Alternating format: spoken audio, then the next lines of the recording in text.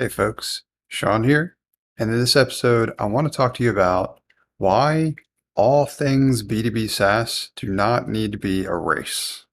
These things are not a sprint. What you're doing is a marathon.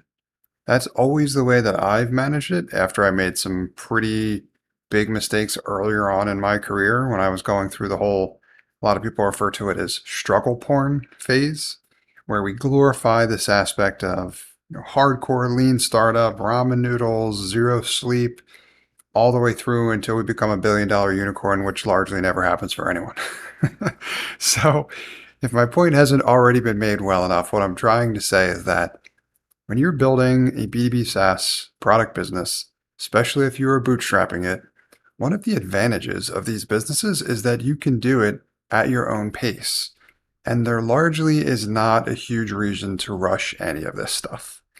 After my first experience attempting to successfully build a B2B SaaS business, which crashed and burned, where I made all the mistakes. A lot of that still influences the work I do today, but I've changed almost everything about the way that I do it. I do it according to the pace that I want to follow and set with the reasonable expectations in mind that it will grow over time.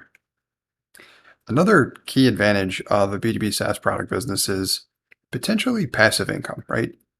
High levels of profitability, small operations, low overhead and expense, no inventory, none of that kind of stuff, and the potential for seemingly unlimited scalability. It's a pretty remarkable upside and a fairly limited downside if you manage it correctly. But those advantages, like most people focus on the unlimited scalability and feel that they need to get to it as soon as possible.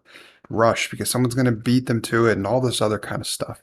I talked with a coaching client the other day, somebody that I just met. They're very upset because they've been working on this quote unquote idea of theirs that they feel has tremendous promise, and they've been pouring a ton of time and effort into it. And all of a sudden they found another product on the market and their sales deflated instantly. Overnight, they felt like they weren't ultimately going to be able to pursue this thing. Now, when I asked a couple of key questions, I realized what was really going on because they actually didn't really know anything about this other idea. They looked at its webpage and they just assumed that it was a direct competitor, and they assumed that all the prospects that they wanted to do business with knew about it, and they assumed that it actually did what it said it did, and none of that stuff ended up being the case. Many, many markets have many, many options, and all of them, in many instances, can be successful. So the long story short here is I'm trying to make sure that you're not worrying about something that you really shouldn't be.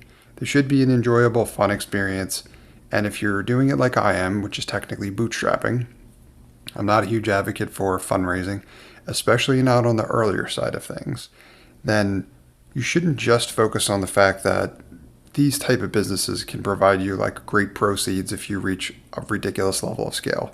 Yes, that's true, but I think one of the better advantages is the fact that because if you're doing and you're following it the right way and following a process like mine, I've got my free email course that I'd highly encourage you to sign up for if you're looking to learn more about what that means. You can do this at your own pace, and it can provide supplemental income to your day job, or it can eventually replace that income, or it can enable you to make more than you ever made before by working less. But you can get the kind of balance in your life that you maybe never had, right? But I want to caution you from slipping too far down this path of obsessing over this world and the whole struggle porn thing, because that, to me, does no one any good and is entirely unnecessary. So take advantage of the fact that these businesses can be easier to run if you follow the right process, and make sure that you're experiencing some of those benefits as well too. So that's the lesson for today. More to come tomorrow.